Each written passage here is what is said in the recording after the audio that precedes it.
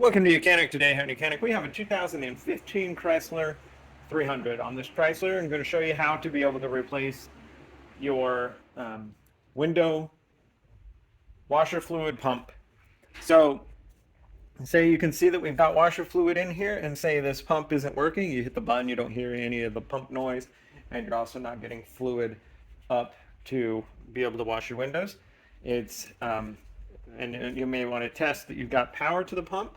And if you've tested that you've got power to the pump when you hit the switches, if that's the case, so then your pump has gone bad. So I'm going to show you how to replace that. So down along the bottom here, we're going to remove the size 7mm screws that are holding this part of the bumper to the underskirt there.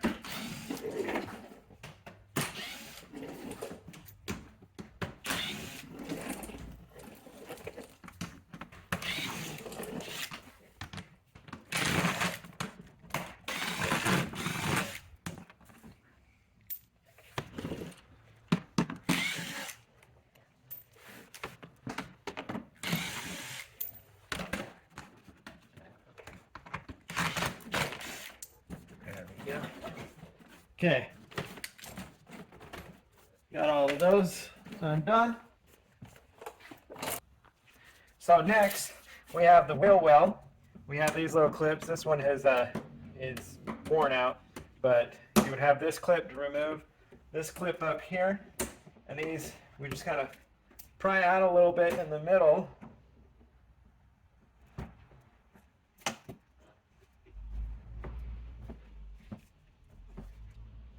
Go.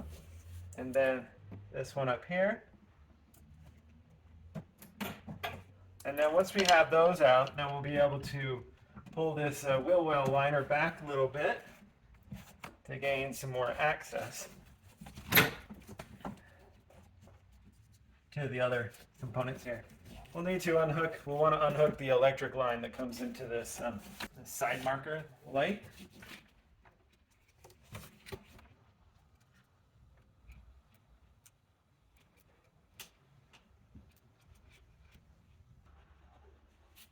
Okay, so this piece is broken a little bit, but generally you would undo this bolt right here, which looks like a 10mm, and then be able to pull this away from the fender there. Just gotta get this light undone on this side. There we go. Squeeze that, unplug it, so get the light undone, and it looks good there. If you had fog lights, you would undo those also. Just to make it easy for you. You're going to go ahead and do the same thing to the other side by removing these clips and the 10mm bolt there. And then we'll be able to get going at the top there. Okay. So I'm back over here on the other side where we're going to repeat what we did on the driver's side by pulling these clips out.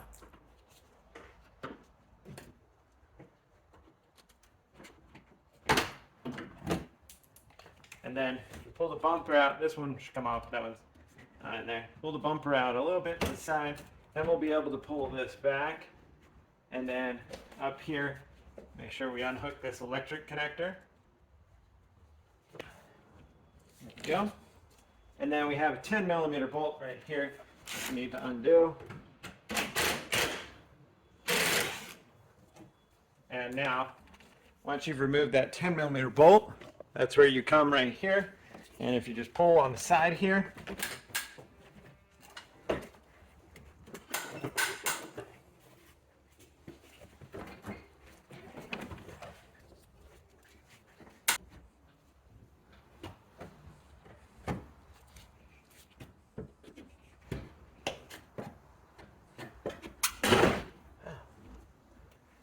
okay, got it. That was a lot more force than normal. All right, last thing that's holding this bumper on is there's two little clips on this side as well as that side. They're much like the ones that were over here, and so we need to be able to get those free. I found that this little pick tool or a very small screwdriver if you get it in here, be able to pull the clip backward and then be able to pull this away like that. Repeat the process for the other side, and then we'll be able to pull this bumper off. Same thing right here. And there's the little tabs in here. We're just bringing them back.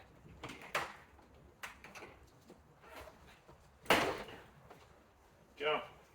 All right, so now the bumper, we're going to go ahead and grab it to be able to remove it.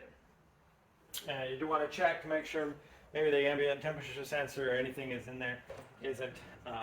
We don't have anything else that is still connected to the bumper when we pull it away, which we don't. It's fully free there for removal. And now we can set this aside to be able to do work on the behind the bumper. So this is in the right front of the car, the right fender well. And we have our pump that's located there. Also, the front bumper has been removed, and so it gives you easier accessibility. So to start with, we'll want to disconnect the electric connector. So we have this little red tab on here first. We need to kind of push that backwards or up a little bit to be able to unlock it. There we go. And now you can squeeze the tab.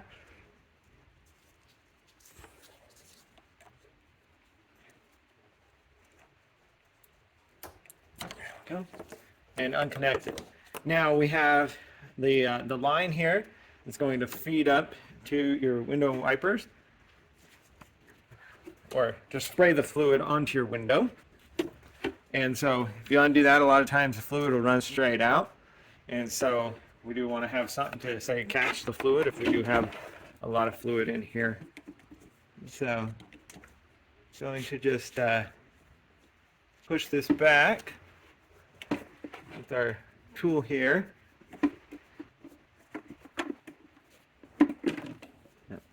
So we get a nice little flow coming out there. And so we would just either let it all drain out, or the way this is held in is generally just a barb that goes through this little rubber grommet and hold it in there. And so instead of, if we don't want to sit here and hold this, we can you can go ahead and just pull this out, work it out past the rubber grommet there, and I mean it's gonna flow out when we get done with that. Oh. Up.